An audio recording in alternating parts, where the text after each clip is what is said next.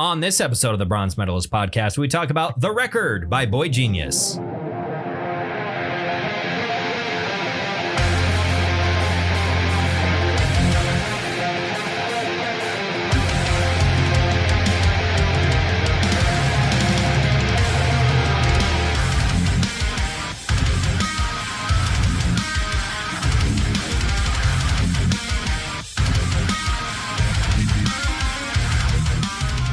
Hi, everyone. Welcome to another episode of the Bronze Medalist podcast. I'm Kale. I'm OJ. We're two professional broadcasters. We like metal and we like to talk about it, but sometimes, like in March and September, we like to talk about things that are not metal. Right. Because we're influenced by a wide variety of things. Oh, sure. We're multi-dimensional human beings that like a wide variety of different kinds of media. We have a lot of dynamics.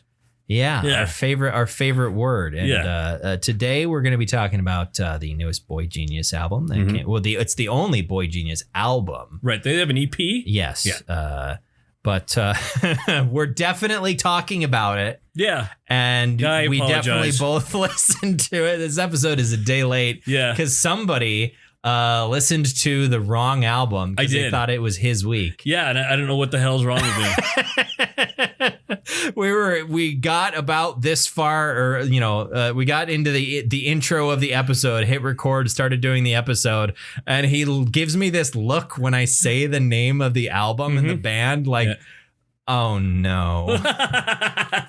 I'm an idiot. And I didn't question it because, as you mentioned, you sometimes, as well as I do, will go, what the fuck was we supposed to listen to? And then they'll bring up the podcast and listen to the end and go, that's right. But I was confident. Certain. I was certain. The one time you did not doubt yourself and get consumed by a bit of self-doubt. So the lesson here to be learned, if you're out there listening right now, the lesson to be learned is if you have any confidence, you're definitely wrong. You're 100%. Objectively wrong. It's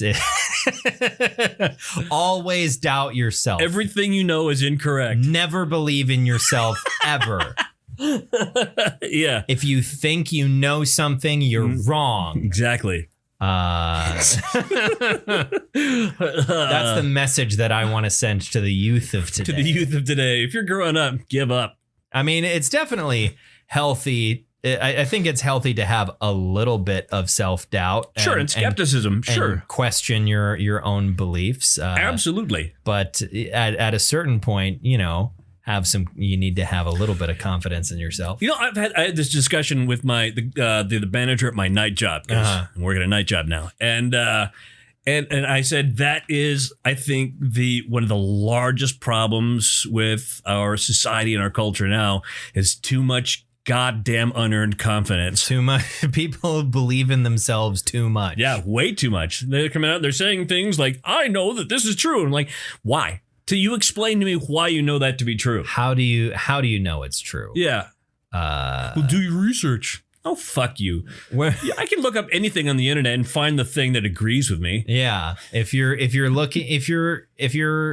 looking for information. Yeah. From the point of view of wanting confirmation. If you want to be validated. Sure. There's tons of that on the internet. Exactly. Do your research. And, it's fine to be looking for validation about like your opinion on whether or not pineapple pizza is good. It's fine to find a community of people who also enjoy that. Right. But if the opinion you need validated is your belief that, I don't know, people of a different skin tone are inferior to you. Right. Well, you're going to find that on the internet. Absolutely. That doesn't mean you're right. No.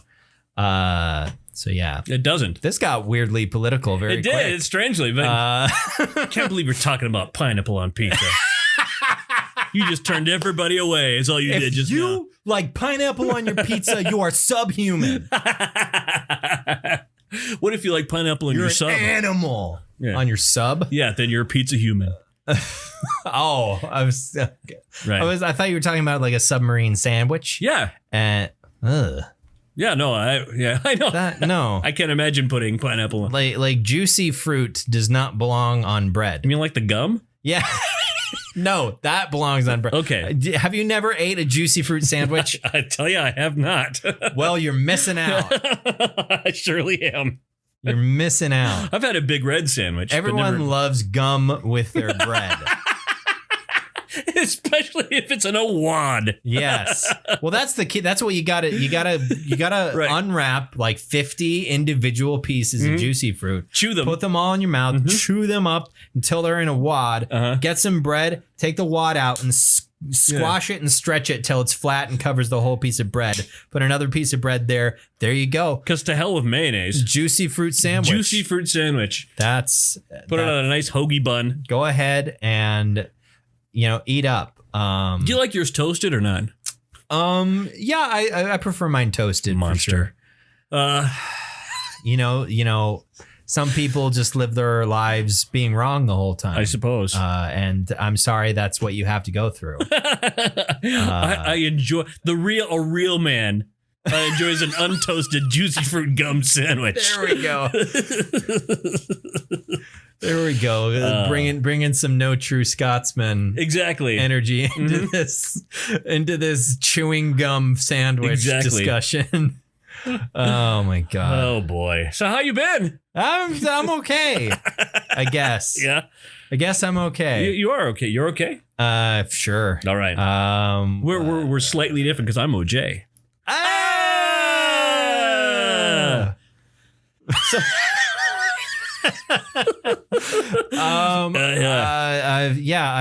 continued to I'm still listening to some Warhammer audiobooks. Sure.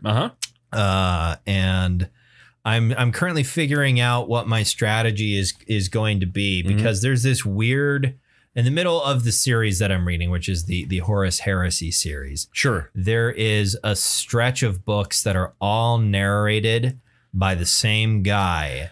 Emo Phillips. Yeah, Emo Phillips. Right. They're all narrated by this same guy. And the general consensus among like audiobook listeners is that he is by far the worst narrator that works for Black Library. And there's like 4 or 5 books in that stretch. There's a bunch of them that I'm not interested in reading. There's like 10 of these that he narrates. There's a bunch that I'm not really interested in reading because they're about characters I don't really care about all that much. Right. And they're books that I haven't heard are particularly good. But there's a couple in there that are considered like must reads for the series. Sure. And I'm like, okay, I don't want to spend 12 hours of my life listening to a voice that people say is not very good. What's bad about it? I mean, have you heard his voice? I haven't heard, but I don't know where to find samples that I don't have to pay for, because I'm not going to buy one of the audiobooks and then listen to 5 minutes of it and go, ugh. What's his name? His name is Gareth Armstrong. Gareth Armstrong. I'm sure I can find some clips online somewhere. It was Gareth Armstrong. They're just a bunch of fucking British guys. I know, that's what I'm saying. It doesn't get more English than that. Yeah. It's Gareth Armstrong. Does he have a British accent? No, he sounded Brazilian. Yeah. He was a Brazilian Gareth Armstrong. Brazilian Gareth Armstrong. But yeah, so I'm thinking for some of those books, I might just go and get physical copies. And read with your eyes. Actually read some books, and I could do that because I can't do that at work, right? Which is what I've been doing with the audiobooks. But I can, while I was rereading Berserk, what I would do is I would sit down for like an hour and a half before bed and just read Berserk, and to cut down on my screen time and keep my eyes off of my phone or my laptop before bed, while still consuming some entertainment, because heaven forbid I be bored at any point in my life. That's where we are now. Yeah, it's sad, but at the very least, reading is probably it's a thing that people have done before bed for hundreds of years. It is. So that's far from the worst thing to do. To occupy one's time. I got to tell you, I've tried that many times to read before bed. But I will read, and what I tend to read is fairly dense fantasy novels, things like that. I'll read like a chapter or whatever, and then I'll lay down and I'll go, but yeah, but what happens then after that? I mean, Yeah, I get that. are they going to get to the rock and then? I understand that for sure, and that would happen to me a lot when I was younger and actually read a lot more. As I would stay up too late reading. I have found lately though that anytime I try to like actually physically read before bed, at the like if it's just text for whatever reason while I was rereading Berserk, maybe it was because I was on my couch and I was sitting up. But like if I am in bed and I start reading a proper book, I fall asleep instantly. Nice. But it sucks because I want to read the book. Yeah. Like it puts me to sleep these days. But you know what really kind of pisses me off is that there was this fantasy book series I read when I was in my 20s, and I loved it then, and it's great, and I'm rereading it again, rereading it. I guess would be rereading it again because I read it twice already, and now that I'm just about 50 years old and have learned things about language and history and things of that nature. Not as good as you remember. I'm realizing this author was really lazy. They're not a very good writer. No, yeah, he actually stole things from real, actual human events, like words and phrases and names and stuff. Like, he didn't invent that. Oh, wow. You would hate Warhammer books. Then. Oh, yeah. Fucking, I mean, for many other reasons, I think. But like that entire universe is just ripped off of other shit. Yeah, but I would know that going in. So I suppose I could be cool with it. But the problem was that I didn't know before with this particular body of work. And now that I'm rereading, I'm going, this is like somebody's homebrew D&D campaign. Yeah. Where they just stole a bunch of shit. Right, yeah. They're just using an old Irish word for elf to describe the elves. Yeah, that... for me, when I'm like making a D&D world and I'm like, I need a name for something that sounds fantasy, but I also want it to have some meaning to it. Like, I like things to have linguistic roots that like there's some meaning to it. So I will look up, I was like, what's this word? But in Finnish or like an obscure language where people an obscure language, but at least from a linguistic point of view, like most English speakers who have a basic amount of like linguistic literacy will be able to identify some like Latin or Greek roots. Right. They'll kind of know like or even like certain Germanic roots like the word for bear is pretty similar in the vast majority of Northern European, like Germanic languages. Yeah, it's just the word for brown. Like it's pretty, it's easy to find those roots, but like languages like Finnish, which have very few other similar languages and are extremely different from English. Finnish, Estonian, and Hungarian. Yep. Are the three remaining languages in that family. And so like, and they have basically nothing in common whatsoever with English. Sure. So it's easy to like have something sound not like it's not obvious. You can give something meaning without it being like immediately obvious to everyone. Like, oh, this thing, it's a wolf. Like, although I love FromSoft because like, what's this 12-foot tall wolf man's name? Blythe. Let me Google that really quick. Oh, it's just the Welsh word for wolf. Right. This Blade, right? Wasn't it Blythe? Oh, it was Blythe. It's pronounced Blythe. It was just spelled Blade, that's how it's spelled in Welsh. 2Ds, 2D. There are several different sounds that a double D can make in Welsh. Oh yeah.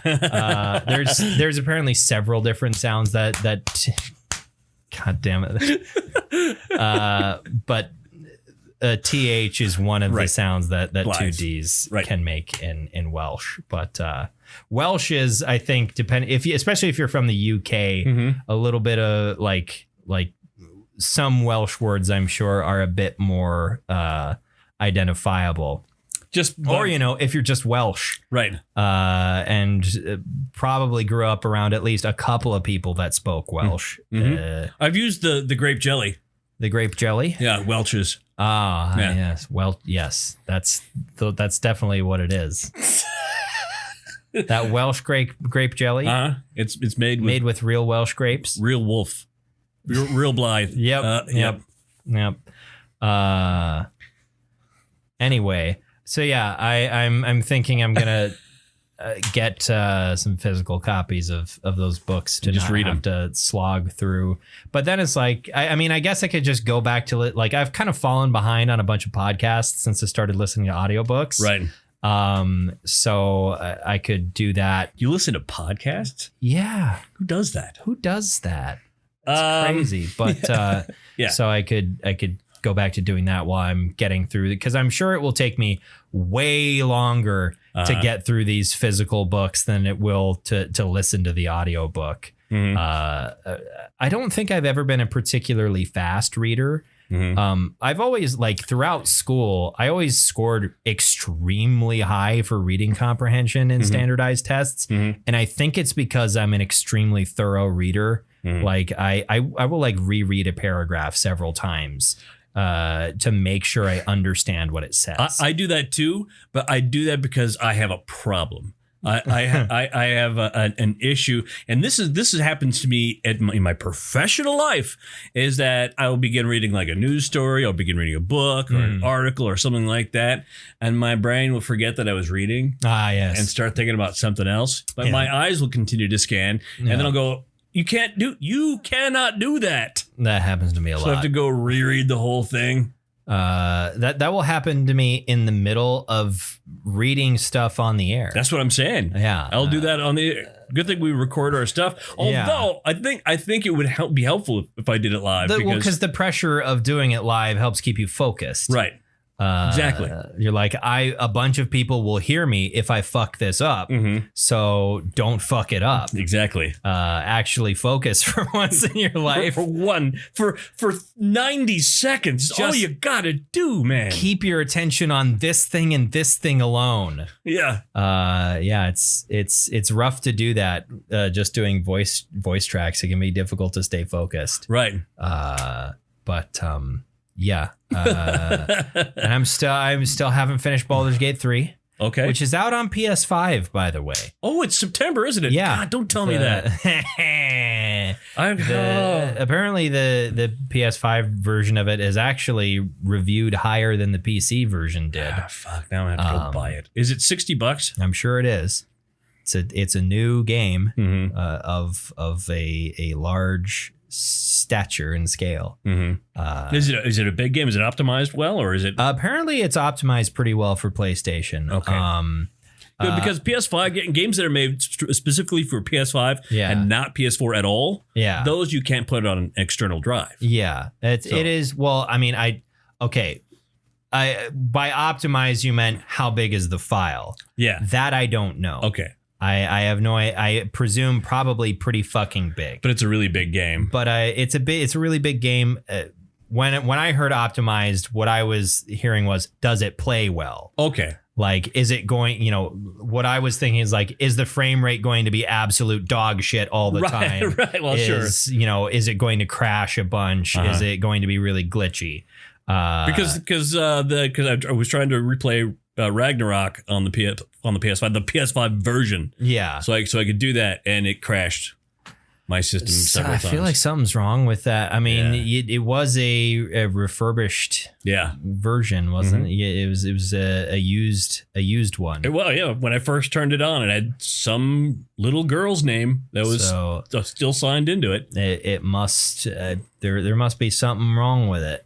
Yeah. There must be something wrong with it. Yeah. I don't know what. But you've played other games that run okay? Yeah, I mean it only crashed during God of War Ragnarok. I could sit and play like Elden Ring for 5 hours at a shot, and it doesn't crash. Would be fine.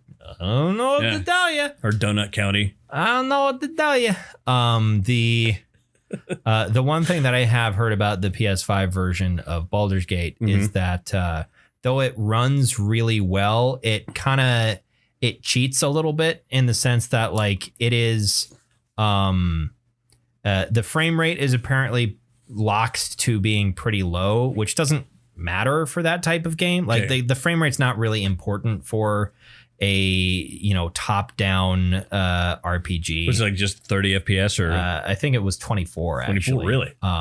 So lower than TV. Yeah, I guess digital TV, lower because that's usually it. It's cinematic. It's the cinematic frame rate. Sure. Which I'm okay with that. Yeah. But it locks the frame rate fairly low, and it also apparently is running at a fairly low resolution but upscaled to 4K. Which it's apparently like natively like 960 or something, but then gets like upscaled. I don't particularly understand how that works. It's not 1080, it's 960. Yeah, and then it's not 720. But then it gets brought up somehow. I don't know how that works. So apparently things look there's a little bit of a softness to it. So in other words, they scale the low, and then your PS5 says to your TV, "You fucking do it." Yeah. I don't really know how any of that shit works. Right. I'm just parroting what I read briefly this afternoon. Because there's been times where I've watched things that are meant like off of VHS or whatever on a 4K TV, and it looks like I'm watching, Roblox. Yeah, it looks like dog shit. And sometimes some things look like dog shit because they weren't meant to be viewed at that high of a resolution. Like like some old movies that have gotten like 4K Blu-ray releases off of they rescanned the original print of the movie, and it's like, oh, that makeup looks way worse at this resolution because it was never meant to be viewed at that high of a fidelity. Right. So the makeup techniques didn't account for such insanely high fidelity screens because they didn't think they would look fine. Everything that like they would view because people do, TV and movies, when they do the makeup, they do it so it looks good in the medium that it's being made for, not to, they don't do it to look good to a person's eyes. Yeah. Cause I think when the movies came out in 4K, it turns out Bogart didn't have a head the entire time. He was entirely headless. He was a headless man. It was just a makeup effect that made him appear. I heard that I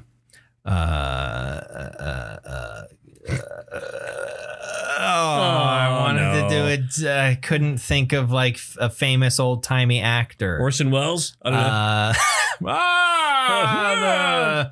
French champagne. French excellence. I think I wanted to say. Oh, you come to me on the bottom. What's that? You're talking about Marlon Brando. I wanted to say Brandon Marlowe. I wanted to say Marlon Brando. Yeah. And the joke I was going to make was like, it turns out Marlon Brando was actually a woman. Nobody could tell the entire time. Yeah. It's crazy. Yeah, you can't see California without his eyes, though. Yeah. Okay. I don't really get that reference. Yeah, it's Slipknot. Is that? Okay, yeah, I haven't listened to enough Slipknot to really. Is that from That's from their first album, I think. Okay, is that the song where I pushed my fingers into my eyes? It's on that album. Oh, it's not the same. It's not the same. It's apparently Slipknot had a obsession with eyeballs. They did, and who doesn't? Who doesn't? An obsession with eyeballs. They're the windows to the soul. They are. They're the windows to the soul, as they say. Again, I'm gonna have to remember this at the end of the podcast. I'm okay. Wait, what did I say the word again? Windows, soul, eyes. I don't. I'm gonna feel really stupid at when we're done recording. Especially when you tell me what the name is, I'm gonna feel really dumb, and it's gonna be hilarious for me. I'm sure it will. Anyway, we should talk about. Yeah, let's talk about The Record by Boygenius. What is the name of it? The record this week. The Record. I know. What's it called? What did they title it? I Hate You. The name of the record is I Hate You.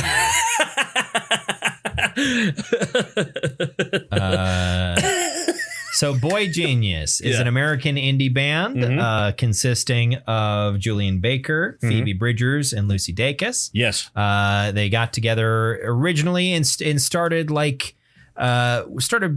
just sort of jamming and trying to figure things out in around 2016 after they had all met on tour.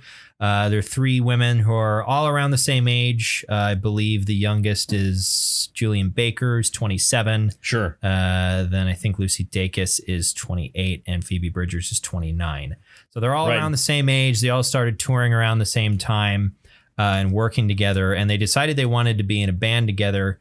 As I have read it, partially because they wanted to avoid a thing that happens a lot in fan bases, where if there are several artists who are in the same genre and would have theoretically the same, a similar fan base, and they have vaguely similar sounds.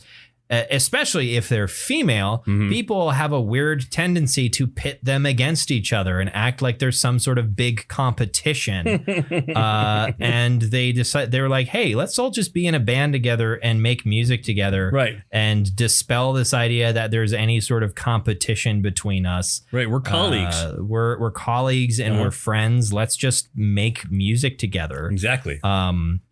And so it kind of started there and continued onward. They put out their first EP. I think that was in 2019.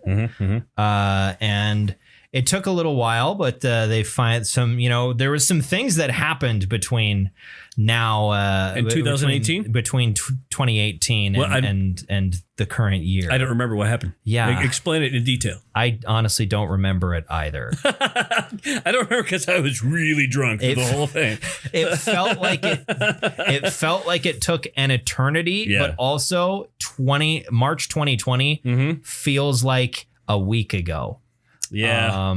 But in any case, it took a little while, but finally they managed to get back together and write a record for the three of them. And I have been, I won't say obsessed with it since March, but especially when it came out a couple days after my birthday, I was pretty jazzed about that. I really liked it. Yeah. And I listened to a lot at the time. I've come back to it now and again since the album came out. But it finally became September once more. And I was like, hey, I know exactly what to listen to.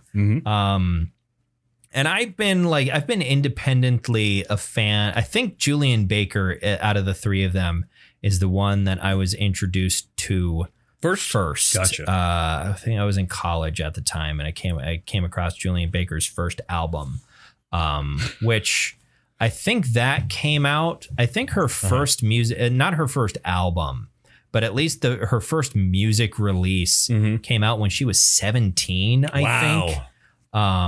But I started listening to her music, and when I was like a junior and senior in college, as I had started to branch out a little bit more outside of like metalcore and deathcore, and sort of figured like, oh, hey, maybe I should start listening to like some, a little bit of like indie, a little bit of folk music. Cause there were still some pop punk bands I liked, and like the Wonder Years obviously being one of them. And the Wonder Years had already started leaning a lot more in like an indie direction. And I was like, yeah, let's start looking for music that sort of fulfills that scratches that itch I still have. And it was a while later that I came across Boygenius, and I was like, oh, that's Julian Baker. Who are these other two? And it was before like Phoebe Bridgers had really exploded. Oh no.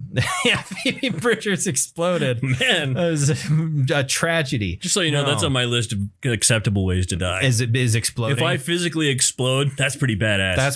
That would be pretty cool. Yeah. That would be pretty cool to explode. But it was before she really like blew up in popularity. Right. But so I was like, I wasn't familiar with Lucy Dacus or Phoebe Bridgers at the time, but I saw they as Boygenius, they had done a Tiny Desk concert for NPR, and I was like, oh, that's pretty neat. But it was a long while before. I think it wasn't until Punisher came out that I was like, oh, I remember this person, Phoebe Bridgers. Let's listen to that. Because I think I had seen a tweet from Elton John because it was the Grammys coming up, and Elton John was like, if Phoebe Bridgers doesn't win every Grammy, I'll be fucking pissed. And this is from Sir Elton John. It's from Sir Elton. So I was like, well, Elton John thinks her music is great, so let's go ahead and listen to that. I was like, oh shit, yeah, this is really fucking good. And then I had started listening. I was like, oh yeah, Boygenius is a thing. And then I had listened to that, and I was like, let's listen to some Lucy Dacus, and her stuff is like, all of them independently are really good, and then together they managed to sort of marry their styles together really, really seamlessly. And every time, by the way, you say Lucy Dacus, I think it's Jason's little brother Lou. Who's Jason Sudeikis? Jason Sudeikis, yeah. Yes. I see. Yeah. I understand now. And it's interesting because all three of them do have they're in the same genre. They're all sort of indie rock / folk songwriters, singer songwriters, and great. And they're all three great, but they all have fairly distinctive styles. I would say like Phoebe Bridgers and Lucy Dacus probably have the most similar songwriting styles. And they're both from Southern California, I believe, whereas Julian Baker is from Memphis, Tennessee. So she tends to have a lot more of a Southern flavor to her music. A little more country. A little bit more of a country influence to her music as well. But and there's some country influence on here. There are absolutely some country influence and some really old school kind of folky kind of old school folksy sort of sounds in there every once in a while. Yeah. But there's a lot there's a lot of different styles pursued on this album. There are some songs where it's clear it's like, okay, this is all three of them together. And then there are some songs that lean much more heavily on one of them than the other two. Right. Which I like that. I like when that's great. I really enjoy that as well. There's a couple songs that gave me a really strong, not that I've listened to a lot of them other than what's been on the radio throughout my life, but there was a couple songs that had like a strong Weezer vibe to them that I picked up. 90s feel like a 90s sort of kind of low key alternative rock, like not really energetic, but like alternative rock or pop punk sort of vibe, but not the real high energy stuff. Right. But there's a lot of different. I think particularly the songs like "Satanist" is the one that gave me the biggest sort of Weezer vibe to it. Right. And it might just have been the main riff reminded me of Beverly Hills a little bit. There's a little bit of a Beverly Hills vibe to the main riff in "Satanist." Sure. Yeah. But there's a lot of other different styles, and their lyrics are great. Oh, they're so good. Yeah, their lyrics are really, really amazing. Right, they catch you right out of left field. It's like, oh, okay, I didn't know you were going to say that. Yes. And there's a lot of different topics explored. It's a lot of stuff that feels like, to me at least, because I'm the same age or in the same age range as a lot of them. So there's a lot of stuff that feels a little. That feels maybe more personal to me than it does for you, because it's like a lot of ideas about like still trying to figure out who you are and being pissed off about it. Like I'm almost 30.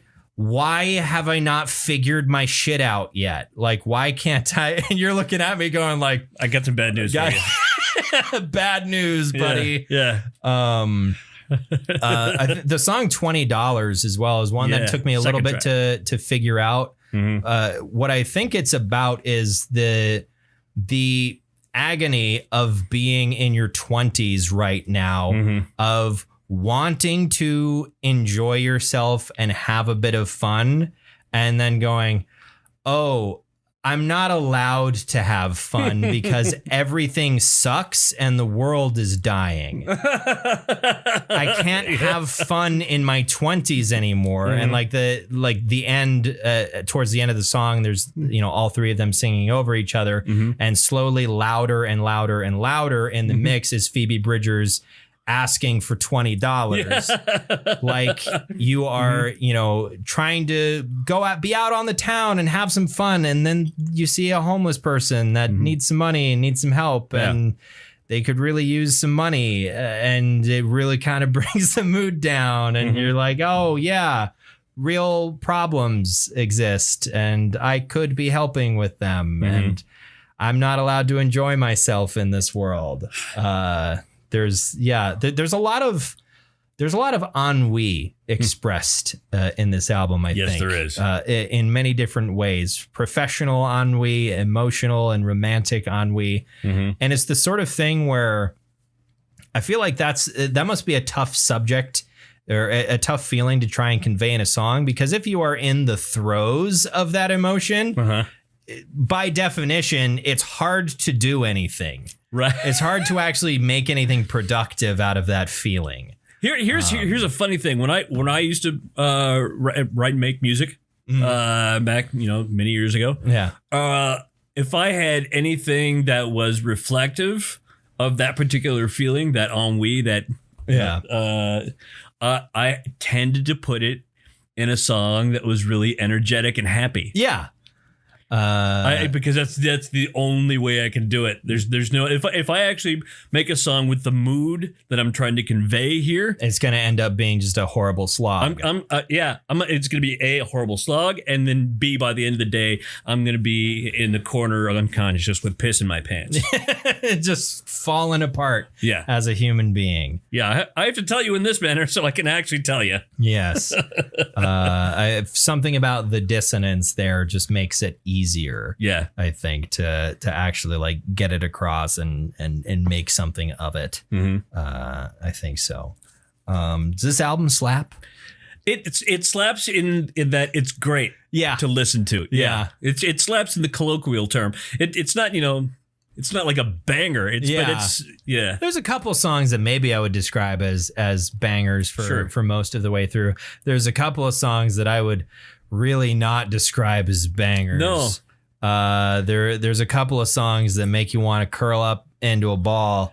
There's a couple. What the hell songs on here that were that I almost got out pen and paper and wrote an apology to the band. I mean, I'm sorry. I mean, there's Emily, I'm Sorry. Yeah, which is actually possibly one of my favorite songs on this. It's a fantastic song. We're in Love. Oh man, We're in Love. I mean, just going off of the title, of course, it's a love song, but it might be the best love song I've ever heard.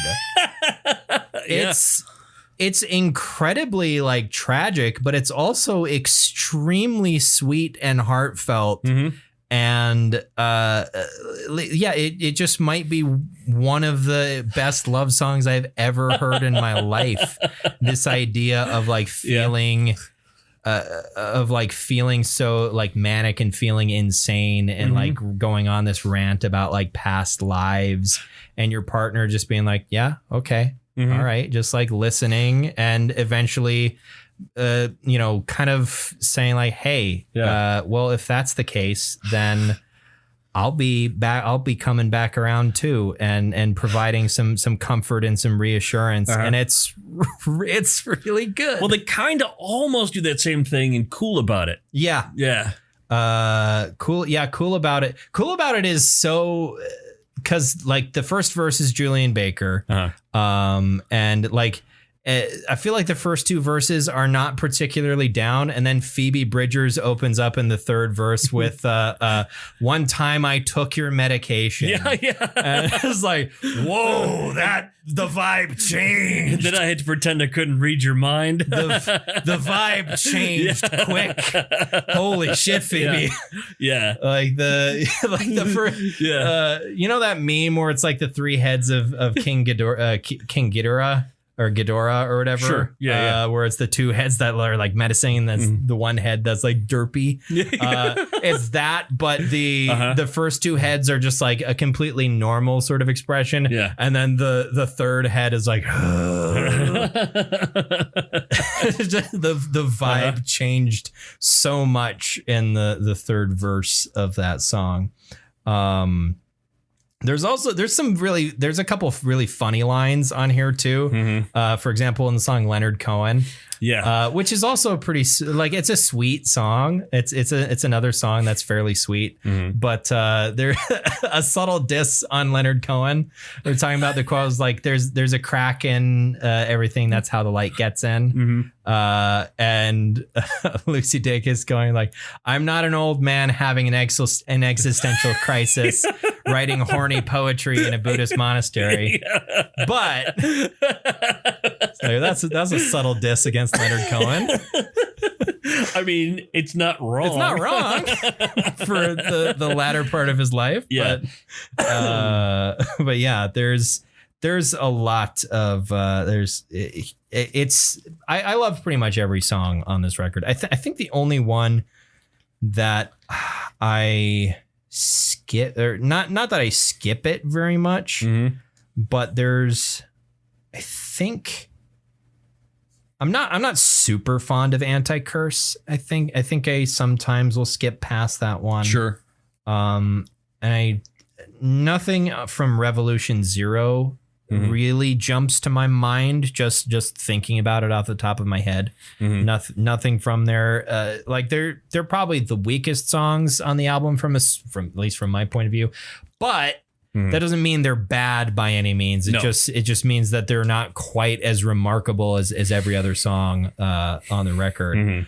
They also they do a thing in the last song, Letter to an Old Poet, which I am a huge sucker for, which is they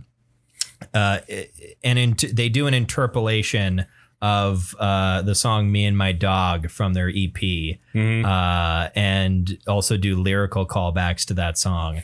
And I adore that song. That's my favorite song on their EP. And the first time I listened to that and I heard those piano notes, I was like, okay. And then when they say, I want to be happy, to the tune of in Me and My Dog, it's I want to be emaciated. And you think when you hear I want to be, it's like, oh, they're going to do a reprise and then happy. And I just, the first time I listened to it, I was like,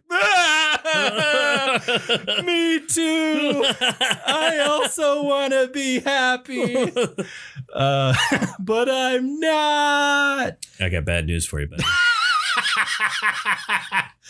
But I'm a massive sucker for I mean, I've talked about it over and over and over again on so many different episodes where my favorite song has been the last one, but like it's one of the things I love about like the various albums of so many different genres that we listen to, where I think it's not so much a thing on a lot of like much more popular music albums where it's just like, oh, this is a compilation of songs. Whereas I feel like, the music that we tend to listen to is sort of meant to be listened to in order. There's thought put into the order that the songs are put into on the album, and they're kind of meant to sort of build up. And the last song is meant to be a crescendo. Right. It's meant to be a finale. And I fucking love finales. It's like it's One Piece. Yeah. which I watched. You watched the live action I did. One Piece adaptation, which is apparently pretty good. I mean, I know nothing about that property other than it's silly and there are pirates and everything seems pretty wacky. And as an outside observer, nothing really seems to make any amount of sense whatsoever. And if they tried to make it make sense, it would fall apart. It would be bad. It would instantly fall apart. And I also know there's 8 trillion episodes of that anime. But the anime, yeah. But there's only one season. Yeah.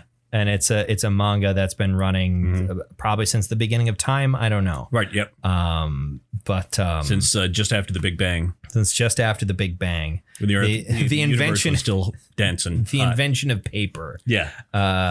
Is when this manga started. Well, no, actually, it started on papyrus. It was always on papyrus initially. Was it ever on vellum? Maybe or parchment. But.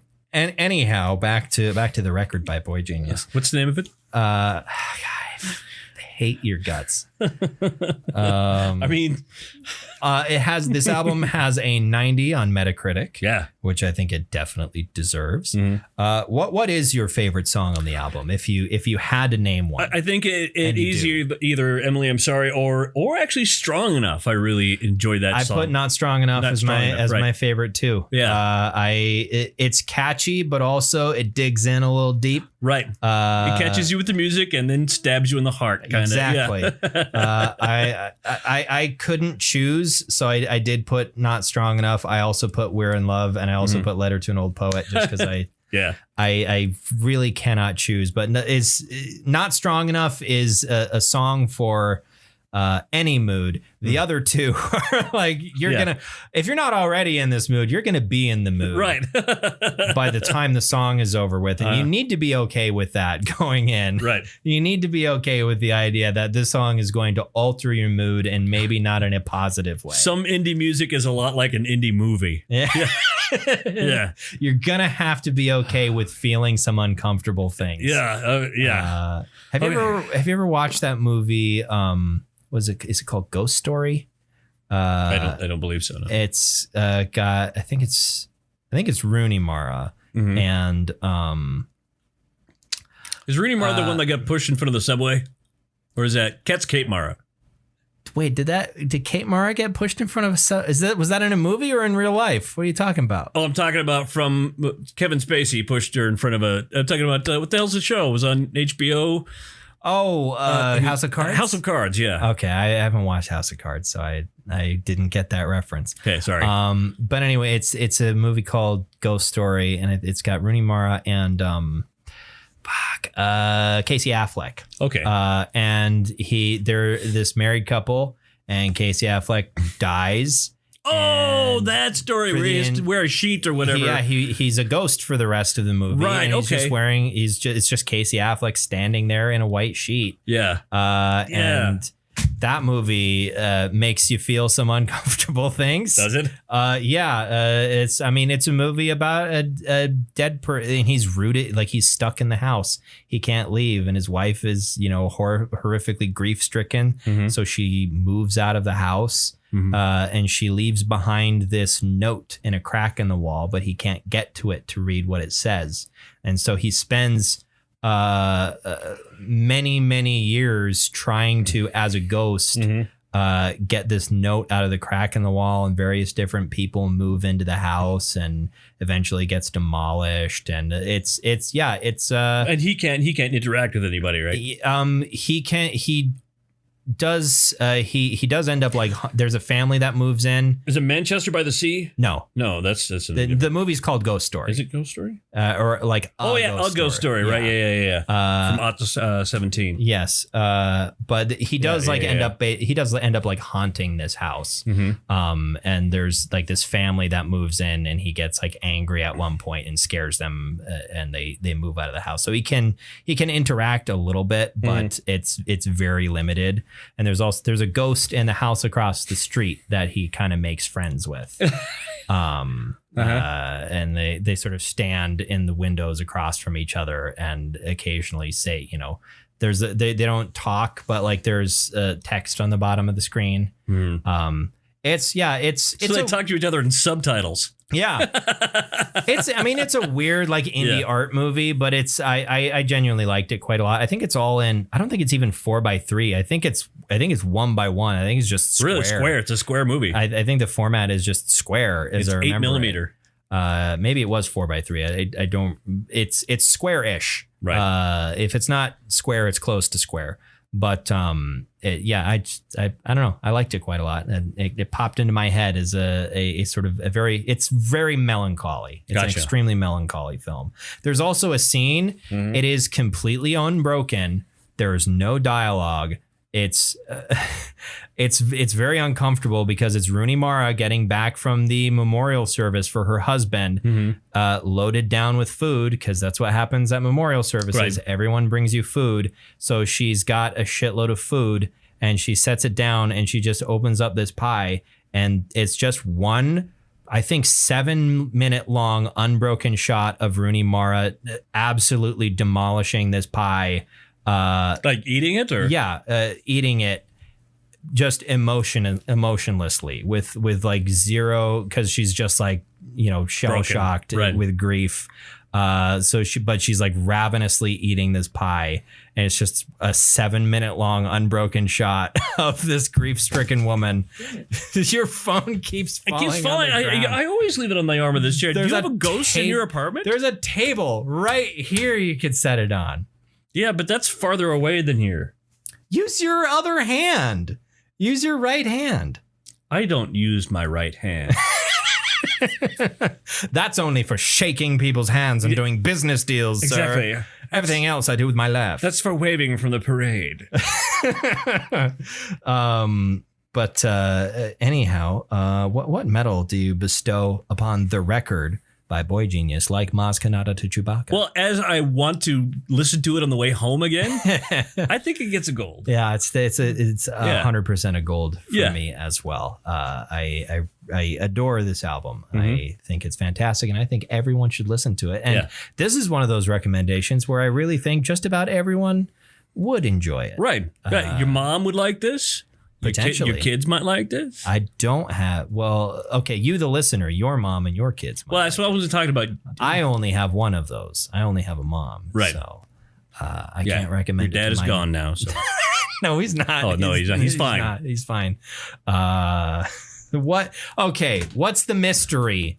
What's going to make me feel stupid? Well, remember what you said that Slipknot had an obsession with? Eyes. Yep. Okay. So next week, we're going to hear an album. We're going to speak about an album that is curious stories from the Bible. An album called Wormwood. Oh, by whom? The Residents. I don't know why I reacted with such revulsion. Like I'm going to hate this. This one it'll be different than any other album of theirs I brought, because you've only brought one other album. I brought the commercial album, and I brought what was the other? And I brought Duck Stab Buster and Glenn. That's right. But this one is after. There's a period there. I don't know what they did, if they got lessons or if they got better equipment or computers or just hired musicians. But the music in this is actually normal. Yeah, it's actually normal. It's still the guys in the band. Yeah, like Hardy Fox. Okay. Who's doing a performance, so to speak. Okay. But that's what this is. An album that they wrote and produced this in the 90s. Okay. It's all Bible stories. Interesting. Yeah. Okay. Wormwood by The Residents. Yeah. Interesting. I'm always like, I will always be down for some really weird music, like weird experimental music. I will always be willing to give that a shot. Doesn't mean that I will always end up liking it, but it's one of those things where when I go into these albums, I'm ready to be. I'm ready for anything. I don't have any expectation of quality going into like experimental music albums. It's always just like I'm prepared to be confused. I don't bring these to the podcast to make you enjoy them. Yeah, I don't think you are going to enjoy them. but I think this is an experience that I'd like you to have, probably just the once. Well, and I mean there are definitely some experimental music albums that I have enjoyed. I didn't, for example, the Captain Beefheart album we listened to. Like I didn't hate that. I don't hate that album. Right. I wouldn't say that I like it either. It's not my favorite music, but I'm willing to listen to that and go like, I appreciate the fact that someone was insane enough to make this. It was a group of people, a whole group of people, the collective insanity. It's like the dancing plague. Where for some reason people just couldn't stop fucking dancing, and it's like we can't really explain why it happened, other than just a weird collective mania. And some of them died from dancing, and that's what happened with the whole group for Captain Beefheart. Yeah, Trout Mask Replica happened as they all got struck with a collective mania to make fucking weird music. Yeah, only in the case of the Dancing Fever, it might have been some sort of a neurological disorder, a mild hallucinogenic fungus on or mold on their bread.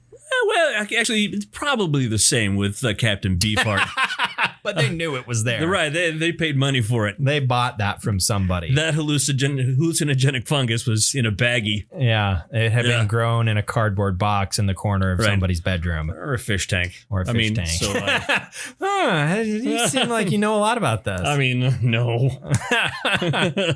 So you don't want the cardboard because eventually the bacteria in the dirt will eat the cardboard. Yeah, you need to keep it very...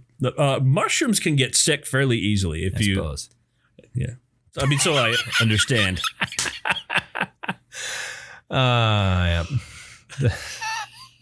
Yeah. Your favorite author is Terrence McKenna? Yep. The man who literally wrote the book on how to grow magic mushrooms in your house. But anyhow. You need special lights. You need to keep it sealed. Yep.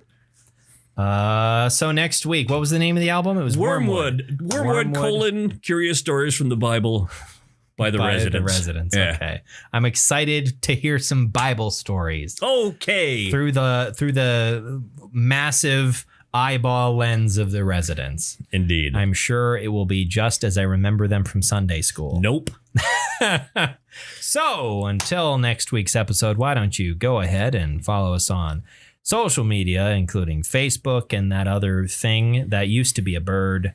And now I think it's the Egyptian hieroglyph representing Osiris. Yes. Is what it is now.